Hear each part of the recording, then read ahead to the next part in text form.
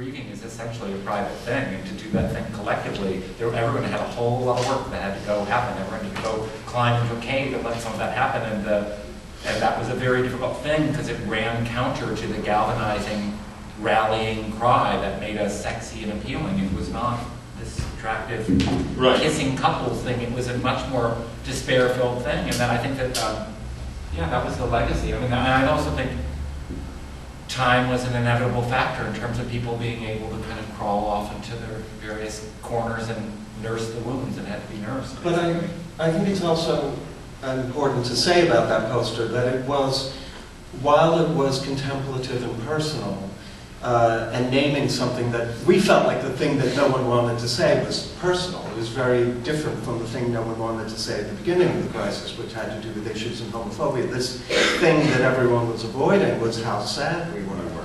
But there's also woven into that piece, the piece is really about the dividing line between seropositive and seronegative, and that is very much the way, that binary way in which we approach illness in general, and even at that time, and still to this day, there are these dividing lines that we allow to be placed there surrounding this type of issue. So in a way, it was a very, very angry piece as well. While it was very deeply personal, it was also, in some way, I felt like it was one of the most hostile things that we had done.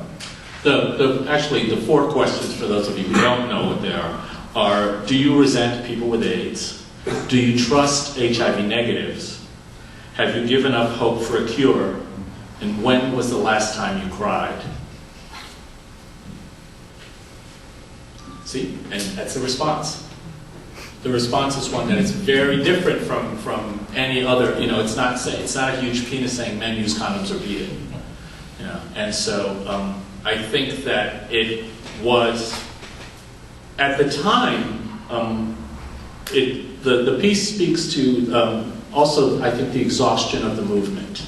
It's just before the protease inhibitors were discovered. It's just before that. And so part of it was the frustration of having friends and loved ones who died just before they found these medications.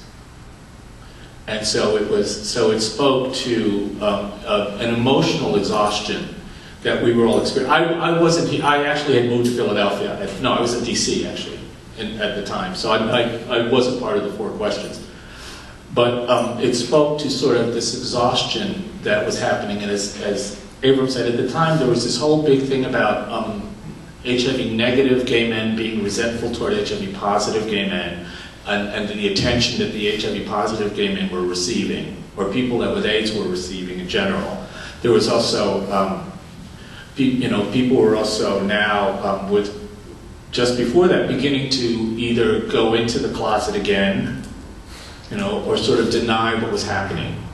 So, for me, the 4 questions is actually for a very specific point in time. In addition, not only dealing with the loss of Mark, but also just what was happening around the society and the world of AIDS, as ACT UP was no longer as large and as sort of furious as it was with protease.